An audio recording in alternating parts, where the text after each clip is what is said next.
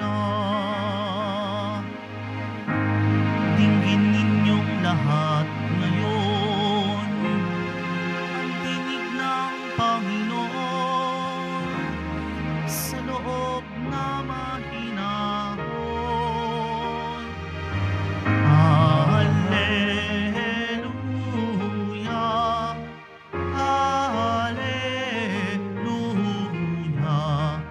hallelujah, hallelujah, hallelujah.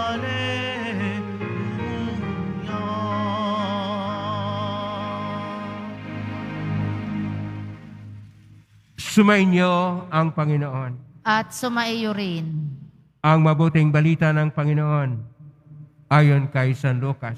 Papuri sa iyo, Panginoon.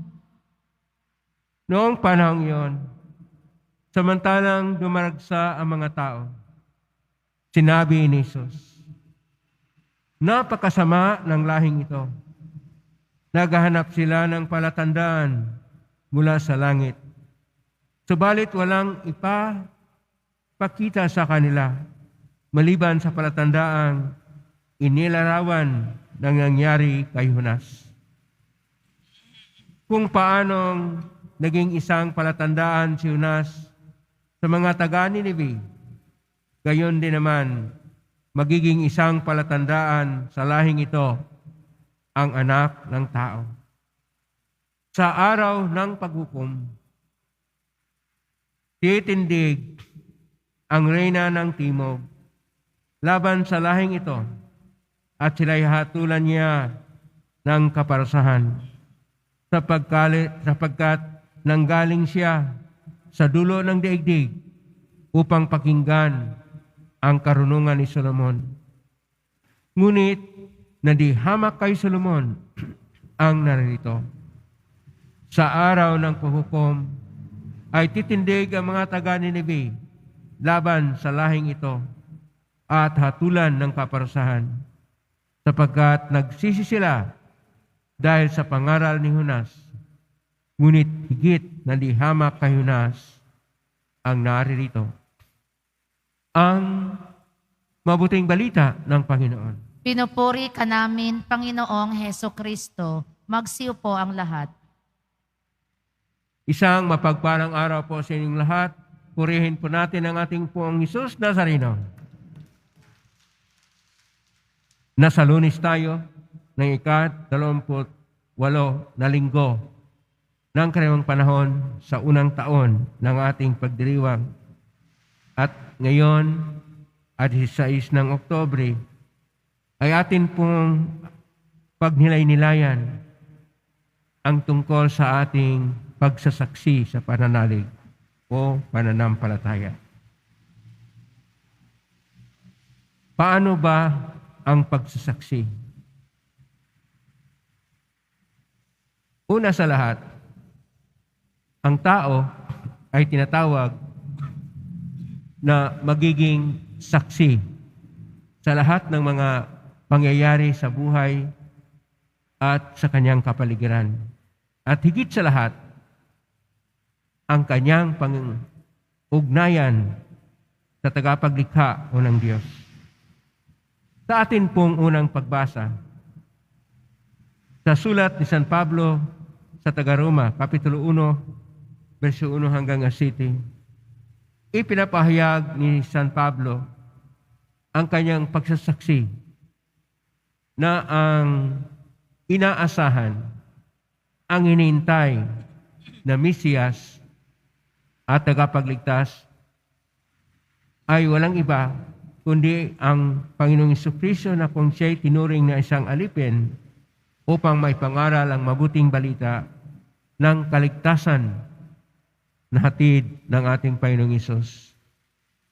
Kaya, sa ating Salmo 97, versikulo 2, sinasabi na ang Diyos na rin ang naghayag sa handog niyang pagliligtas.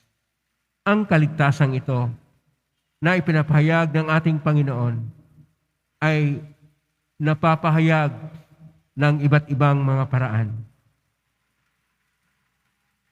Mayroon siyang pagtuturo upang ang sinabi ni Propeta Isaias sa Aklat Propeta Isaias, Kapitulo 61, versikulo 1 hanggang 2, na ipahayag ang mabuting balita sa mga dukha ay naipahayag. Kanya pong pinagaling ang may mga karamdaman at mga may sakit. Kakita ang mga bulag, makalakad ang mga pilay, makarinig na ang mga bingi, at nahipayag na ang mabuting balita sa lahat.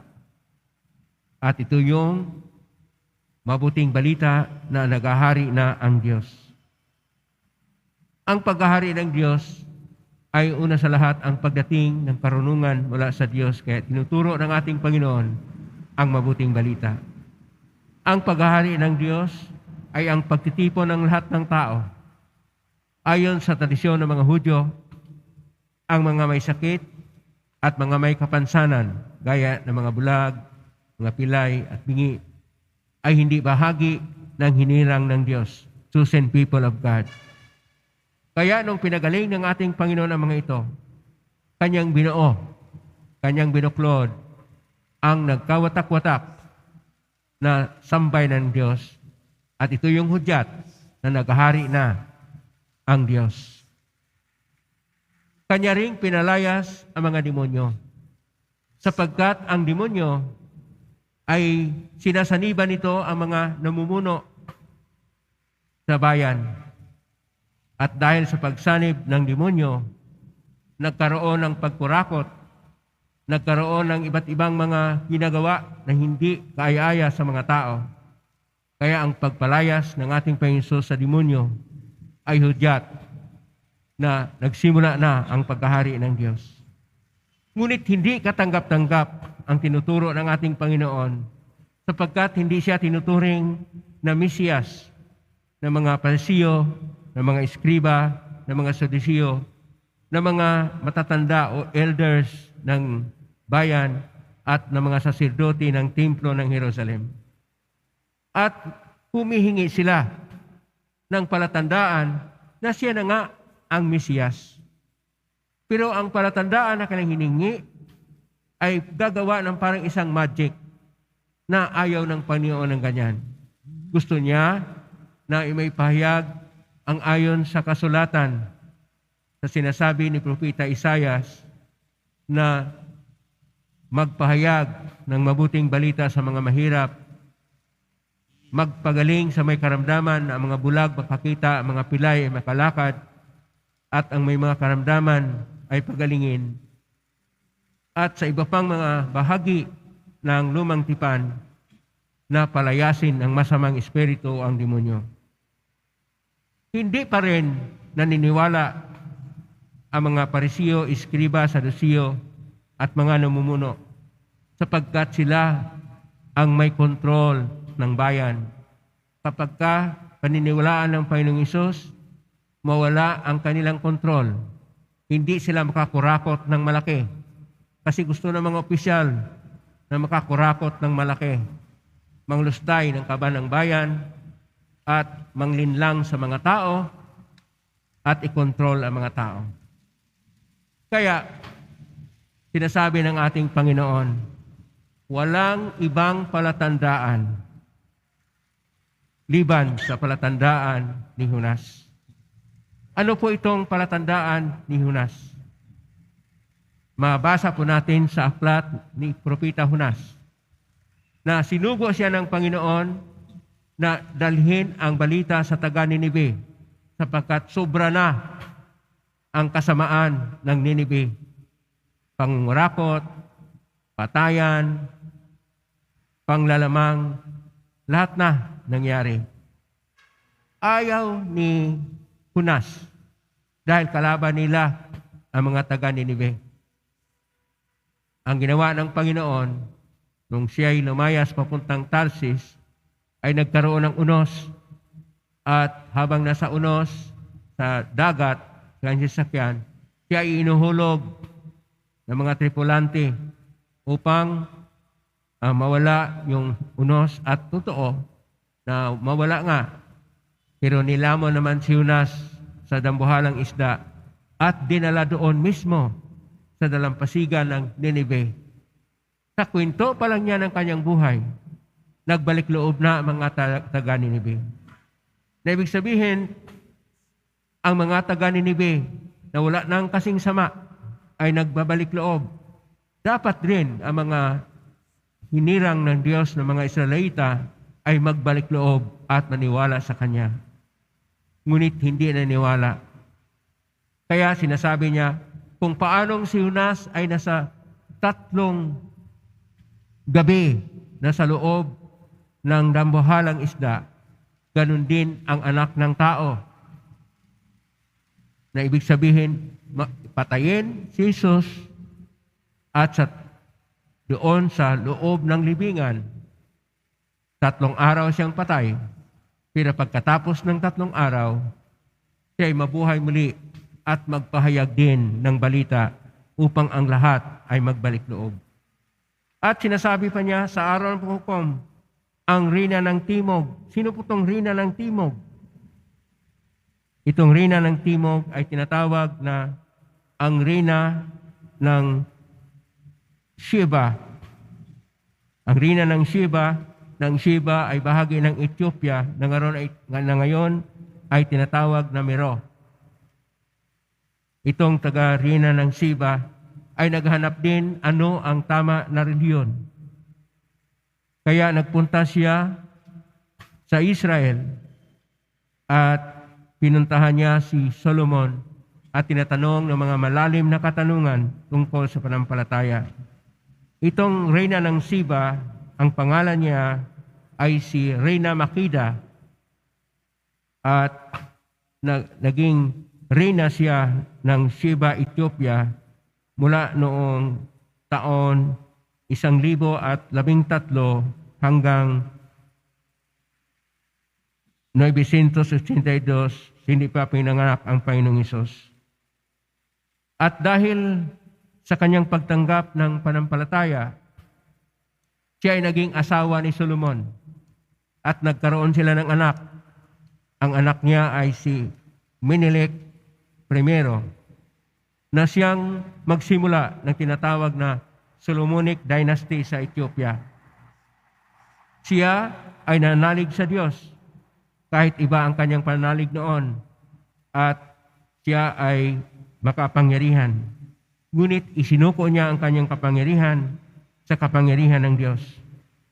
Ang palatandaan dito sa reyna ng Timog o Sheba na si Reyna Makida ay na kung ang isang makapangyarihan ay sumuko sa pagtuturo ni Solomon upang siya ay mananalig sa Diyos, ano pa kaya ang dapat gawin ng mga Israelita na mismo hindi lang si Jonas na pipitugin lang o maliit lang na propeta o mayroon namang isa na napakapangyarihan na reyna ng Sheba at nagiging bahagi din sa nanalig sa ating Panginoong Diyos na magkaroon ng simula ng tinatawag na palasyas o mga nanalig sa Panginoong Diyos doon sa Ethiopia. Ano pa kaya ang ating Panginoong Hesus na nagtuturo na isang tunay na Mesiyas, bakit hindi siya katanggap-tanggap? Sa buhay natin, kuminsan, para tayong mga tao na maraming mga katanungan. At tayo ay kuminsan sinusubok ang Diyos sa ating mga panalangin na pakita mo sa akin ang sign na ganyan natanggap kung ano ang hinihingi, kung anong dinudulog. Kuminsan, ganun tayo kahina sa ating pananalig sa Diyos. Dapat nating sundan ang pagtuturo ng ating Panginoong Hesus na ang palatandaan ni Jonas at ang palatandaan ng Reyna ng Sheba ay mga palatandaan din natin na sa kahinaan ni Jonas, nariyan pa rin ang habag at awa ng Diyos. Sa kapangyarihan ng Reyna ng Sheba ay sumuko pa rin at nagpakumbaba upang manalig sa Diyos. Hindi po dinaan sa lakas at hindi po dinaan sa pagkaalinlangan ang ating pananalig at pag-ibig sa Diyos. Baguhin na natin ang ating sarili. Magpakumbaba tayo at mananalig tayo ng tapat sa Panginoon at ang ating kaligtasan ay suma sa atin. Isentro natin ang ating puso sa Diyos sapagkat siya lang, ayon sa turo ng ating Panginoong Hesus, ang makapagligtas sa atin upang tayo magkaroon ng buhay na ganap at ikasya siya. Naway ang Diyos ay sentro ng ating buhay.